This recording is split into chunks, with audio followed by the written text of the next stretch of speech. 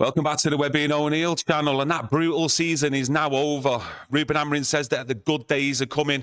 We've also got latest updates on Matheus Cunha, Liam Delap, and much, much more in today's video. So get involved, have your say, and we'll try and discuss as much comments as we possibly can throughout today's video. How are you feeling today? Feeling fine. As he says, that brutal season's over, and these good days coming.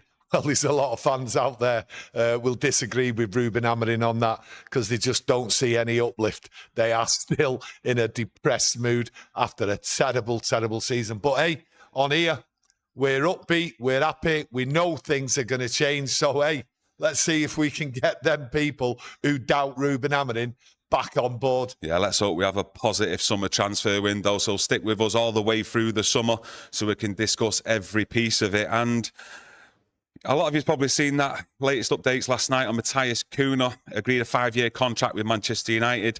Still yet to be seen whether Manchester United and Wolves can actually sort out a transfer fee, but it does actually look good. So hopefully we can hear some positive news on that later this week. Now, one of our subscribers, before we went on air, come up with a stat, some man for one man. And this is on Matheus Cunha. In 2024-25 season, Matheus Cunha has spent a league high of 77.6% of his Premier League minutes walking. This is the most among all outfielders who have played more than 200 minutes, and that's according to Opta. I have double-checked that actual stat. It's on the Premier League website as well, if you do want to take a look at it. Now then, should we all get on the phone to Manchester United just to make sure that they're actually aware of that stat? Because we need players in this team with high intensity and who can run. Well, that's what we want, isn't it? High intensity and everything. That's what we need in the team. Oh, I had several thoughts when I heard that stat. And as I say, I'm not really a stat man because figures and all that can be distorted. But I have to say this. My first thoughts was this. Marcus Rashford will be trolling me, right? Because I have slaughtered him for walking and not running at anything. And he's saying, what you doing buying this player? I'm miles better than him. I run all the time. So I'm expecting Marcus Rashford to troll me if I turn round and start backing Kuhner coming in here with them stats. But hey, that was my first thought. Listen, I like the player. The stat, I'm not going overboard. I did say that the other week about Kuhner. I'm not going to go overboard. I want to see him perform, and that's what I think how we all should approach it. He's a goal scorer. That's what I like in him, and I think he'll fit well in Ruben Amorim's system. And I also think he will help Højlund in this team. I honestly do believe that. But me, them stats, you know, our haters, our doubters, and the people who don't trust Ruben Amorim will be screaming at them stats. It is not what we're led to believe that this team going forward has to do. Walk around the pitch. It's the last thing I expect any United player to do. But hey, you know, I've just got to laugh at them stats, and I've just got to laugh at someone's reaction like Marcus Rashford to that. Well, he definitely comes alive when he gets the ball. Is it 15 Premier League goals he scored last season? But as we know in, like, you know, Premier League football, you can't have any passengers. You can't have people just walking about. You can't really have any mavericks in the team who can actually just walk out the pitch. I mean, there's only really Messi and Ronaldo who have been afforded that because of the output and the sort of players they are. They're on higher levels than any other footballer. Well, listen, Bruno. He's not in that bracket, is he? Listen, I criticise Bruno for not passing to Garnacho in the final of the Europa League. I tell you what, he better start passing to Kuhner. He better start passing. He better not ignore him because he'll just be walking about and Bruno will be throwing his arms about. No, but on the positive side, I like him, and it's the goals. He's going to be part of a system what provides the goals, and what's missing now is a striker to go along with it. But I do believe Højlund will improve with players like Kuhner, because I do like some of his play. Like Daz from Salford says, or Daz Salford 96, he can walk all he wants as long as he bangs in 15 to 20 goals, and that is something that we need. We need players who can stick the ball in the back of the net. It's as simple as that. Yeah, well, he's a Premier League proven player, and that's what you've got to see coming in. Now, I only expect 3 players, to be honest with you, what are coming in. And Delap's what on the radar, but Kuhner puts it in, and he is a good Premier League player. He's improved since he come to Wolves, and they're going to benefit from Manchester United because they're going to get some good value there, some good money. So Wolves aren't going to complain about it. We've got him, and he's a goal scorer. And we've all complained about not putting the ball in the net. You seen yesterday, for instance, how many chances did we have? Kuhner don't need 2 or 3 chances. Stuart Barrett, thanks for your super chat, mate. He says, walks 70%, scores more than Garnacho, Xerxes and Rasmus combined. I think he might have scored more goals than the whole team. the way it is, you know what I mean? He scored more than any player I know. But no, it's a goal scorer, and he fits the bill, and I like his attitude. I've listened to a lot of people go on about him. I'm not taking it all in. I think there's a lot more to come from him. And if United do start the season well, I think he will shine because he's up there. It's the position, the number 10, in and around that box as well. And he's in there. And I do like his trickery. People aren't really going on about his trickery. When he's got the ball at his feet, he has nutmegged quite a few players. And that's what I like about it. Him and Ahmad there, I think, in that wing-back role. I've changed my mind on Ahmad. I think, yeah, they have changed my mind. I think him playing on the wing-back might suit the system going forward. And with Kuhner there, 2 tricky people coming at you, running at you, and that's what you want. A nightmare for defenders. And I think he will be a nightmare for defenders playing in this system. Yeah, I like Ahmad. I've said it for a while. Playing in that wing-back role gives us a lot more of attacking threat from deep as well, which I don't think we get. There's no point having just constantly 5 defenders on the pitch whose first thought is a defensive mind, whereas Ahmad, from that wing-back spot, his first thought is going forward, and we need as many players up the pitch as we possibly can in what games we've actually seen, you know, overloading the actual opposition, giving them something to think about, and he done that yesterday with his goal coming in from deep and getting him behind Aston Villa. Well, that was my change of heart because it sort of put my brain back in gear on Ahmad. He does come in late at the back. We've seen him a few times. So that's, I think, the reason he would be more suited, because with him coming in at the back, we don't get many players coming in at the back. They normally come in at the back of our defenders, right? And we're always caught out. So he's good at that, Ahmad. So I think that's the reason why I've changed my logic on Ahmad playing wing back, and I think it'll work well with the system. Centre forward right up there with Kuhner and Ahmad coming in. Yeah, a lot of he's getting involved with opinions, but a name that just keeps on coming up, what I've noticed in the chat already, and that's Andre Onana. A lot of people are mentioning that they want to see the back of him in a nutshell, and they want a new goalkeeper bringing in. Do you think that will happen this season? My summer transfer. Listen, I think we need a number 1 goalkeeper, world-class goalkeeper. Onana's not shown it. So if he goes, fantastic, right? But the replacement's got to be right. But I don't think United are going to do it. That's my personal opinion. I mean, I've seen people talking about when they seen the team news yesterday, oh, Onana's been dropped and everything. No, he hadn't been dropped. Okay, there was players rested, other players what could have been on the pitch yesterday. No, I do believe Onana will stay here at Manchester United. I think they'll give him another year.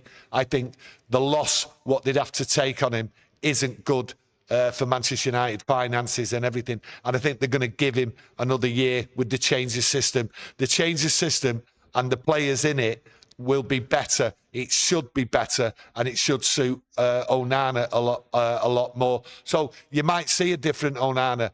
He's shot stopping, he's diving and that. I'm not 100% happy on it. How do you change that? But hey, the men in suits, Ruben Amorim, I think they'll keep him. But that's my own personal opinion on what United will do. But I don't believe he's the best goalkeeper. Nowhere near. I don't even think he's a top-class goalkeeper. His performances, what I've seen, the goals he's letting, the mistakes, just aren't good enough for this Manchester United side. But it's early. You might see a different Onana next year. Fingers crossed. Yeah, with Onana, there's a lot of players in this squad that just aren't good enough in a nutshell, and they can't take too many losses on players in shifting them out the door, because we need to recruit players, and as we all know, the financial situation, PSR, etc., you know, that dictates how many players we can actually just get rid of, I think, this summer, and take a huge loss on, especially when we're going to have to recruit players in. But maybe the one positive is, if there's any of not winning that Europa League trophy and getting into the Champions League, is he can actually work with a smaller squad next season, Ruben Amorim. So in a roundabout way, we can start to maybe shift a few players on that aren't needed, surely. Well, there's a lot of players what aren't needed, what are already earmarked for the door, so it will be a smaller squad anyway, whether we like it or not. You know, we've got plenty of players leaving, and we've got plenty of players up for sale. Those especially out on loan, the four of them: Malacia, Anthony, Sancho, and Rashford. So there's possibly 10 players out of this club this summer, but he's not going to bring many in. He's just going to bring people through from the junior ranks through into the squad. And like I say, I don't think United have got the money to splash out on real quality, more than 3 players, to be honest with you. So it's a small squad, but you have to look at it. It's a small squad with less games. So for Ruben Amorim, he's got plenty of time to work with these players. That's what he wanted. Now he's got his wish. And we've got, like I say, less games. So what is the problem going forward? Smaller squad, less games. Everything looks rosy. But as we know, football don't work that way, does it? A few people are mentioning Liam Delap. Kevin Feeney thinks he's off to Chelsea. I'm not too sure if that's official, mate. Not had time to check, but I do have that feeling he might choose maybe Chelsea. Obviously, they've got Champions League football as well. But if that does happen, that it doesn't come to Manchester United, you know, what other options are out there? I did see a report earlier on saying Mbeumo from Brentford, but I think it's about 50 million that they would want for him, and look, it's a bit of an uplift on 30 million, is it, from Delap as well? Look, Delap there. I am absolutely amazed at some of the reports this morning from certain outlets, okay, saying Delap is coming to Manchester United. I said the other week we had a conversation, and I spoke with an ex-Manchester United player, and he was telling me the reasons why he doesn't believe Delap is coming to United. And you have to look at what's going on.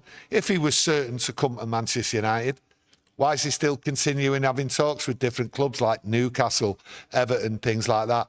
But Chelsea has always been his preferred option. That's what I was told. And I went against the grain a week ago, 10 days ago, saying my source there, what I was, not source, but person I was talking to, right, was telling me, and I believed what he was saying, that the facts, what he was giving me, that Delap is already going to Chelsea. So the reports, everyone's screaming about him. I don't think he's coming. I honestly don't think he's coming. So we have got a problem. And then you listen about Gyökeres, sorry. I don't know why I said that. It's too early in the day for me, and I never had a great sleep, to be honest. Right? He doesn't look as though he's coming. So there's not so many options left on the table. The thing is, Man United get quality in the centre-forward position and the goalkeeping position. That will make a huge difference, I think, going into next season in terms of grabbing hold of points, getting 3 points more often than not. Yeah, but if we're talking about, like, players what are coming in, what are needed, there's quite a few players what are coming in, what's really needed, to be honest with you. I think there's a problem in the midfield. Bruno's no good in midfield. Doesn't do us any favours. He needs to be further forward. But so there's going to be a problem fitting him in that role. But you also look at the midfield as well. Ugarte, it's strange what's happened to him over the last few weeks, how he's not been put in. You've got to remember, you know, we got rid of Scott McTominay so we could fund Ugarte, and now that's come to kick us right back in the backside. But Ugarte's seems to be in the plans, dropped. I know, but did you see that? No, when we played here at Old Trafford against West Ham, I think it was for one of their goals. Oh, I know, I've seen it. You know, he got dispossessed, I think it was, and he just kind of just sat on the floor, didn't really get up, bothered to make a run back, try and track back and help out the team. And, you know, since then, it looks like he's fell out of favour. And to be fair, I'm all for that. No, I mean, I do like Ugarte. I think he does a lot of good things in that midfield, especially with his work rate, breaking up play. But you've got to set some standards here at Manchester United, and that when players aren't getting up off the floor to help trap back. I mean, it's not good enough. I mean, let's have it right. If that was Marcus Rashford or someone like that doing that, they'd be uproar. They'd be absolute uproar. So just because it's Manuel Ugarte and a lot of us are on board with him being a decent player, no, you've got to set some standards here. And Manuel Ugarte had a slow start at this club because he didn't have a pre-season, okay? Then he got in the rhythm, and we can see, and he's been messed about, okay? But he has put in decent performance. But let's get something right. There's something else going on. He might not fit in the system. Every player who has been out on that pitch has made terrible mistakes, had terrible attitudes right throughout this season.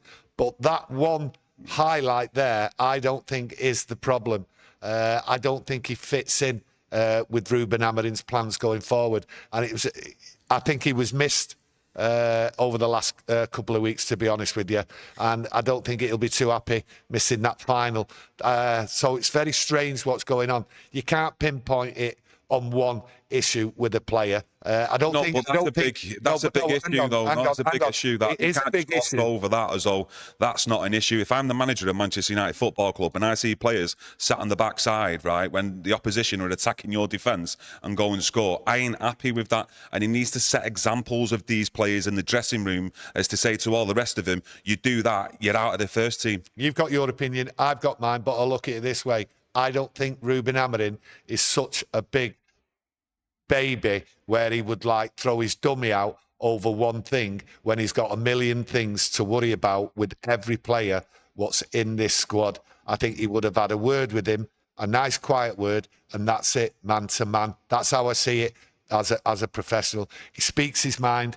And I think he would have had a word with him and said, look, that's not a good look. Yeah, that's how I look at it. Agree. But I don't think he would have spat his dummy out and said, right, you're out of the team. Yeah, no, I get that, and I agree with you. But that's his punishment then for doing that against West Ham. You're not playing in a Europa League final. Well, what's all these other players got away with? What's all these other players got away with then? I get so that. This is an argument. This is a discussion, okay? And it will continue. So you just let us know out there what you think has gone wrong with Manuel Ugarte in this team with Ruben Amorim. Yeah, you've heard our opinions, so, you know. Yeah, out of all the players in the squad, when he come in as well, Ruben Amorim, you'd think he'd know the best attributes of Ugarte because he did play under him as well at Sporting Lisbon. But obviously, like you're saying, we agree, we've spoke about it. Over the last couple of weeks, you're just thinking, is there something more there where you might be looking at him to maybe get replaced in the summer? Another player who's on that list who they can maybe get a few quid for. I think all the players are on the list. I think all the players, a lot of yous out there, I've seen many comments over the last few months, never mind weeks. All the players are on the list. Sir Jim Ratcliffe and all that, they'll take bids for anyone. They will look at every player. Yeah, Casemiro in there as well. What's your thoughts on Casemiro this summer? Do you think he'll definitely leave Manchester United? Is it 1 year left he's got on his contract? United can't get rid of him. United can't get rid of him. It's down to Casemiro. If Casemiro's going anywhere, it's down to him. United, yeah, we've heard all the reports. He's got to go. His legs have gone and everything. You know what I mean? So unfortunately, we bought him. He just do you know what he reminds me of? I actually thought about Casemiro this morning. What he reminded me of? He reminded me of Nemanja Matic coming from Chelsea. All the good days were behind him, and he come to Old Trafford, and then his legs went. Matic. He was at Chelsea doing the business in a good team. Come to United. And then he just faded as time went on. And that's exactly what we've seen with Casemiro. But Casemiro can't go anywhere. So for me, there's a big problem there. He's not wanted at the club, but we can't get rid of him. Just the same as Luke Shaw. What do we do with Luke Shaw? Can't get rid of him. He's on decent money. He's always injured. He's injured again, but he's nicely missed the promotional tour in Malaysia where they've just arrived. Patrick Shields, thanks for your super chat, mate. It says Amorim sold 17 players at Sporting. Yes. And won the league. Is that correct, them figures? Yeah, he had a big player out. He suffered when he first got there, but he didn't suffer any fools. And when he had the chance, he just gave a big player out. So whatever we're expecting, I think there'll be more. I think we'll be shocked at how ruthless Ruben Amorim's going to be. And when we talk about a small squad, I did say when he joined that the stories, and we did speak to the Portuguese reporter, by the way, when we was here. Yeah, Nuno. And he was, Nuno, and he was telling us, right, he likes a small squad. So I think quite a few of us are going to be shocked at how small this squad is and what he does with it. So for me, small squad, not as many games, more time to work with the players. And like Ruben says, forget the past. We're going forward. And a lot of people are going to be shocked at what goes on and how ruthless this clear out is going to be. And maybe that's one of the reasons why Ruben Amorim's come in here and why they've got him, because they know how ruthless he is. And that's what they need from a manager. Yeah, the Destroyer, thanks for Super Chat. It says, Delap, this is not exciting at all. Poor Man U. It's actually Man United, mate, or Manchester United. Well, I look at it. Listen, it's £30 million. That's what it is. He's in a poor side, what's just got relegated, but he scores goals. And I think coming to United or going anywhere else, like Chelsea or Newcastle or even Everton, for instance, I think he'll thrive. I think he is perfect fit for Premier League football. Some people say, oh, he's had a golden patch. But listen, I've seen him. He works hard, and this team needs players what works hard and fights. So for me, I think it'll be a big loss for the value. And you look at it, value, and we've got to go and get players who like it in the Premier League, who fight. And I call him like the old, a young Mark Hughes, where he got stuck in, took no prisoners or anything like that. You want a dog of war, and that's what's needed for the start of this season. Ray Stone, thanks for your super chat, my mate. He says, hard to keep believing, but K&T, you help Ray, Oxford Reds. Thanks for your super chat, mate. Garnacho, obviously we've seen the reports from David Ornstein roughly 24 hours before the game against Villa, saying that he had that team meeting and he told him in front of the rest of the squad that he can leave Manchester United. Now, do you see any likely destinations for Garnacho, roughly a fee as well? Or? Well, look, that tells you how ruthless Ruben Amorim is. Yeah. Right? You know, when I go back to a guy and other players and all that, he will tell him straight there, there's no messing. He's put it on Garnacho. All the other players now know the standards are going to be set. There's no hiding place for these players. And Garnacho clearly has been at it, right? Petulant, that's what I'd call it. Schoolboy stuff, playground things, playing silly games. And now he's fallen foul. But he's been pulled right in front of everyone. So there's no, little whispers behind the back in the changing room and all that. He's cutting that out. He's telling everybody in front of everybody, you're either part of the squad or you're not, but I'm going to tell you it all together. Now, Garnacho's had a right slap in the face, okay, on the pitch after the game. The only one showing his petulance, not even clapping, applauding it. Now, he's took him over there to Malaysia, right? Well, I think he has, hasn't he? Yeah, he's took him over there. Yeah, he's over there. Yeah, he's took him over there. He will be ill, Garnacho. Well, there's your punishment. There is your punishment. You're having no free ride till you find the club. You're getting in here, and I'm going to give it you, and you're going to suffer, and quite rightly, because we've suffered with Garnacho being petulant and that, and it's not the right thing. Standards are being set.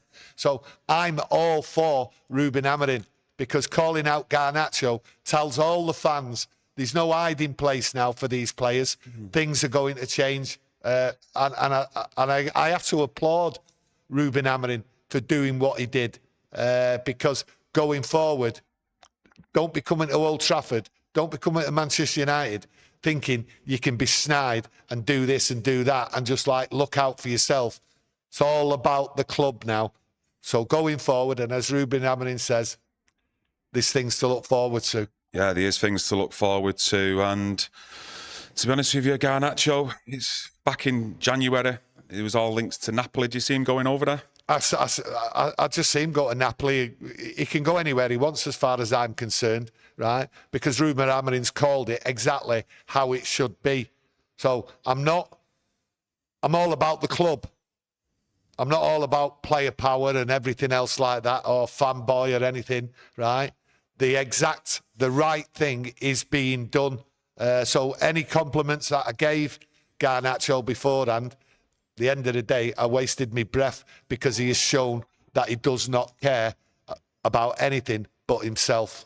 I'd just like to say, what was the volume like just before? I've just mentioned it there. I've just put the actual audio software back on now, so hopefully it's a little bit clearer. So just let us know what the actual audio was actually like. And yeah, for me, Garnacho, I think it's been on the cards for a while. It's not the first instance, No. especially with the social media side of it. As soon as he walked through the door near enough Amorim, he had some sort of problems there, maybe to do with training, with him dropping him in Rashford before that Manchester City game. So yeah, I think it's just time for him now to move on, go on to pastures new. Let's just hope we get a few quid for him so we can reinvest that into the squad. Yeah, I go back to Kuhner, Cunha, and Xerxes.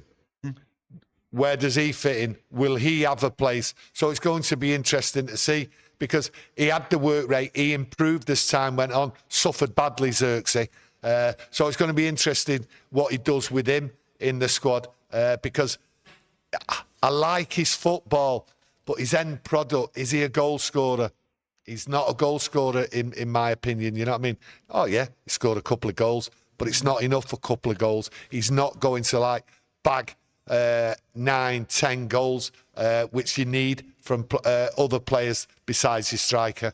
Ray Stone, thanks for gifting 5 memberships. The 5 people who've been gifted their memberships. Give a big thank you to Ray, the legend. And yeah, is any surprises that you're expecting, though, from any of the clear-outs or players coming in this summer? I mean, Luke Shaw, you know, a player that you was touching on yesterday, that was no big shock in being injured. But the problem is, he's always injured, so it's going to be tough to get rid of players like that as well, who are on big wages as well. Yeah, well, that's the problem. I look at Ruben Amorim, and he talks about going forward, talk about standards, what we've just done, right? You can't have these players what are always injured, you know. You know, you look at Mason Mount, he's been injured in that. So it's a tricky summer for him in the pre-seasons. He cannot afford to be injured. But Luke Shaw, the comments what I've seen about Luke Shaw, and I know I said something about Luke Shaw at the end of the after-match video we did yesterday. And I've had it in for Luke Shaw and his attitude for a long, long time.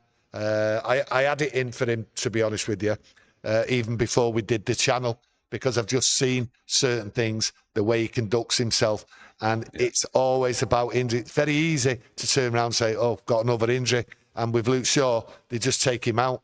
Now, has he done it to get away from the Malaysia tour, what they're on now? That's people being cynics, maybe. Who knows? Is he really injured? Who really knows? With Luke Shaw, he is a big, big letdown. Good on his day. There's no two ways about it. But as a team member going forward, he will never consistently be in this team, in and out, in and out. And it's not what Ruben Amorim wants. How do we get rid of him? I haven't got a clue, to be honest with you, because I think it's just another player who's quite happy sat here running his contracts out, who then will just go somewhere else, just the same as Casemiro. Yeah, I was just mentioning Bryan Mbeumo before from Brentford. And a little bit of news that you can see up on screen there. And this is coming from Alex Crooks, someone who you know comes over to you, has a bit of a chat when he's here at Old Trafford for Talk Sport. And yeah, United have held talks with Mbeumo, valued at £50 million. I mean, what's Gyökeres' valuation over at Sporting Lisbon there? I mean, it's not too far off what they want for him. Is it 60, 65 million they want for Gyökeres? I mean, the £50 million is probably like just a starter. 20 league goals, I think he scored last season as well. Well, what I do like about him, he has come on with that side. And he's a proper footballer, proper goal scorer, proper workhorse and everything. And I have been impressed by him. 50 million, is that the right figure? I'm not too sure. But listen, for Brentford, 50 million, I think he's worth more than that to Brentford, to be honest with you. But listen, I think it'd be a big miss for Brentford, and I think they'll try and keep hold of him. And I don't think they'll let him go cheap, certainly not. But he has come on as a footballer, and he just seems to score goals all the time. And very, very good goals as well. Goals what he's worked hard at, creating himself. Yeah, I've just got it up there. His goals, scored 20 league goals, 8 assists. But I'm just trying to have a look at what his previous seasons have been like, because how many times have you seen a player have a standout season and they go for huge fees and then they don't really kick on with that level that they found in the previous season? That's the only thing that worries me, but... Yeah, but he was never the main man there. That's what I'm saying. He was never the main man. So he's been given more, and there's more for him to do, and the focus of the team is on him, whereas it wasn't before. Now imagine how many goals he would have scored if say they were playing in Europe and all that. No, he's the main man there, and he's been held back. That's how I see it. So that's why I think them stats can be deceiving on him. He has been held back. Ivan Toney's held him back for a couple of years, and now he's just flourishing in this free role he's got. Is he the right player for United? I'm not too sure, because I'm not... I don't know. 50 million? If it was 50 million, would they really go for it, United, at this moment? Have they got the money to bring in and get an extra player? Because I just think 3 players is all they're going to get. And one of them players I think they should get is a centre-half. I think we desperately need a centre-half. We're short. There's too many injuries in that. To be honest with you, I'm looking through the chat right now since we've started talking about Mbeumo, and it's a lot more positive than what it was when we were discussing Liam Delap. I mean, I've not seen one comment yet that's actually would go against the actual signing of Mbeumo if he was to come to United. No, that's what I'm saying. Someone else has just got involved with this, the stats from the 23-24 season where he scored 9 goals. So obviously the season just finished. That was his standout season. Yeah. Well, the thing, I can't argue with him.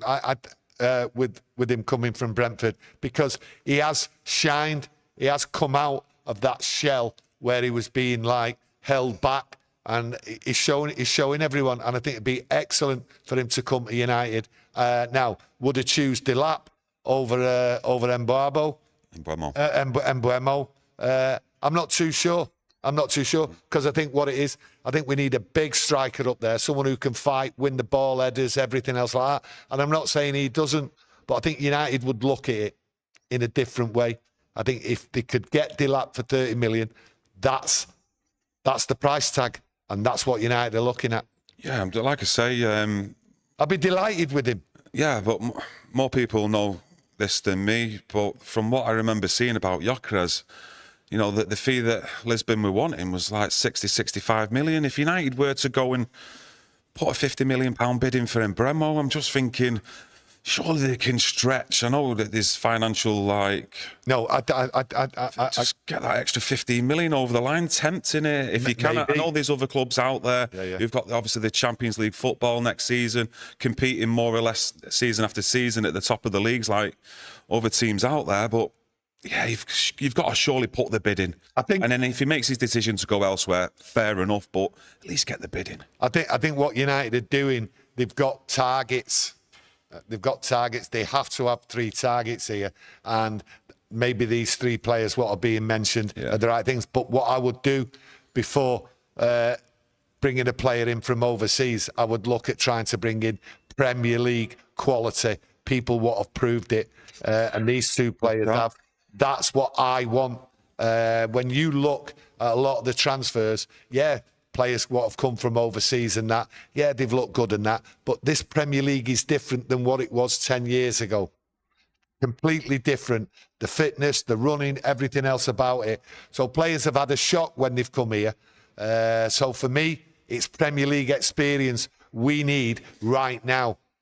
Right now. We can have a little bit of a, dazzle at a later date if things go right. But for now, you need proven players in the Premier League. Not take a chance with bringing someone from overseas, say from the Dutch league, the Italian league, the Portuguese league, things like that. That's how I see it. Yeah, a lot of people getting involved on the chat with like Gyökeres, Delap, and Mbeumo as well. But I've just seen a couple of comments mentioning, obviously, Rashford, Sancho, and Anthony. Yeah. I mean, if you take yourself back to January, I was more confident we'd have got an actual fee for Rashford in the summer for a permanent transfer than Anthony, but... tell you what, how wrong was I, and a few other people out there as well, because he's done really well, Anthony, on loan at Betis. Yeah, he's done well. He's suited that league, he's suited that football, and he's suited that team. You can't take it away from him. But, you know, I was a big fan of his early on in his career, okay? But it just doesn't work sometimes, and he doesn't work in the Premier League, Anthony. And I applaud him for turning it around. And he did say at the start of the season, to be honest with you, he's here to fight, you know, my attitude. And he did.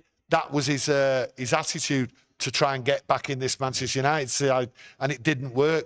But he's used that attitude and he's gone over there. So fair play to him. But there's a level, and Anthony's level isn't the Premier League. So we'll get a fee for him. Not a big fee. Don't get me wrong, you need a crystal ball for this, but do you think we'll actually go into the new season, transfer window shuts, and we've still got Højlund and Xerxes as well? Yes, I do. Do you? Yeah, I do, yeah. I don't see why not. You know, Xerxes can improve. Now, how good is he when he gets there? I'm not too sure, okay? But his attitude is a fighter, and we've seen it. So he's going to stay here. And Højlund, he'll do the same. And I go back to it. I do believe United will keep Onana. And there's not many people out there. We wouldn't disagree with him going. I want him to go. Yeah, I want him to go. yeah. I've always said that players, I've got 2 years at this football club to prove their worth. And in that 2 years, if they've not proved their worth on a consistent, positive basis, they should be shipped out the door. That's why I don't want this club giving long 4 or 5 year contracts. 4 years to me should be enough. And then it won't be as difficult to ship these players out. Yeah, but Don't be giving huge wages either. Let them prove it. Yeah, but the problem is, you know, to go and get a #1 goalkeeper, world class, because this is what this club deserves, that's going to cost a hell of a lot of money.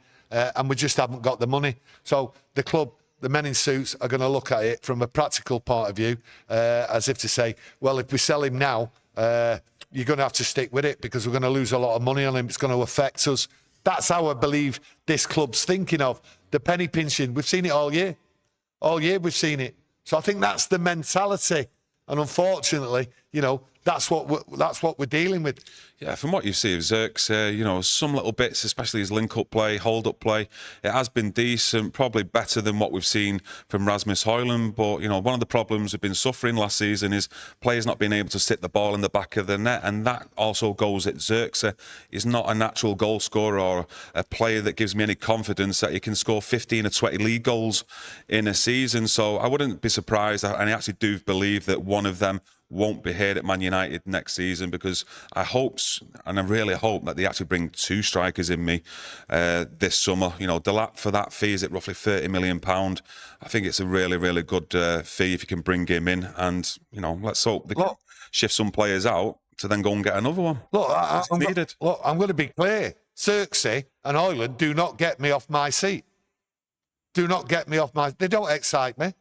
There's not many fans out there what they excite. I've just got to give credit where credit's due, coming back from a tough time for Xerxes. But is he the star man going forward? Well, he's not shown me anything. Højlund's not shown me anything. This club's in a proper mess. Whatever way you look at it, I just don't see him going because of the mess the club's in.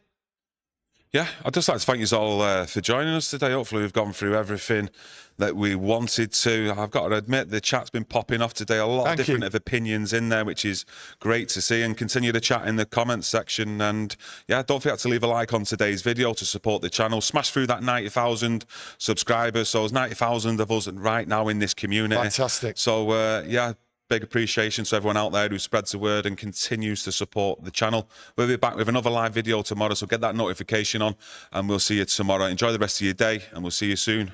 Thank you. Cheers.